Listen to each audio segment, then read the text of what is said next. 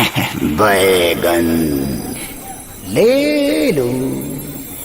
बैगन आई हो दादा, कौन चिल्लाता राक्षस खानी? ले बलो हो बैगन ले बसरे ले लसो भेजे बैगन। का हो का बेचता रहा? इवर बैगन का माय ठेला इज बैगन। एहो नया नया बन के आइला व्यापारी, गावे हमरा बेचता रहा तू तरकारी। लेवे के बदलू अनंत जो तू ना मानबो। नया नया बन के आइला व्यापारी, गावे हमरा बेचता रहा तू तरकारी। इवर बैगन दाजवन आवे पसन तन तन ले ला। डीजे बैगन आवाज जान बैगन ले ला। आवाज जान बैगन ले ला।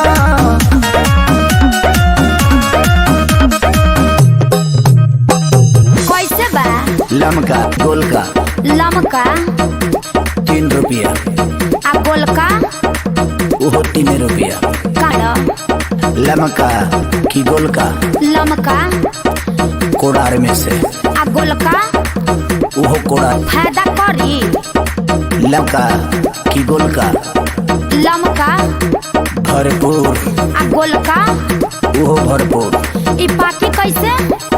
लमका की गोलका लमका छेदे के परी, आ गोलका वो छेदे के परी। जब दोनों छेदही के परी तो गोलका लमका का कइले बारिस?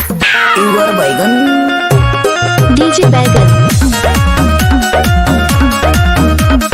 हमारा क्या पहले ई सकुलिया में सरजी, एकरा के खइला से होला ये लरजी। स्कूल में जालू की सब्जी मंडी में।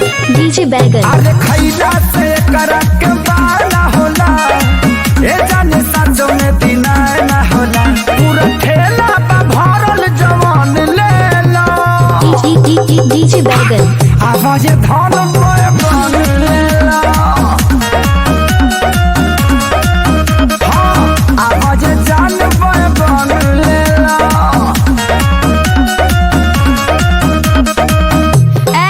ई पाकी कहाँ? का की गोलका लमका चूल्ही में, आ गोलका वो चूल्ही में। केना बनी?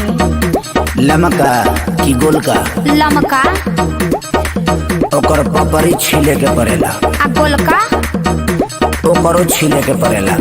ई बनी केना? लमका की गोलका लमका मीसे के परी, आ गोलका वो मीसे के परी। टेस्ट कैसन रही? लमका के की गोलका के लमका के सुपर, आ गोलका के। ओकरो। अरे जब दोनों के एक टेस्ट में तो गोलका लमका का कइले बाड़ी? डीजे बैगन नाच मत बस नहीं न पड़े होई जदी कुछ तहरा आवे क्या परी, डकटोरी से दबाली आवे क्या परी।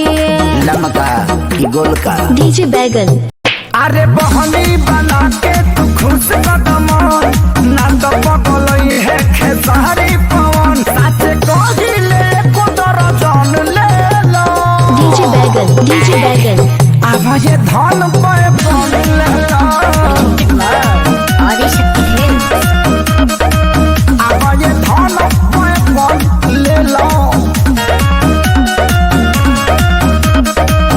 ई खाइल के ना जाई?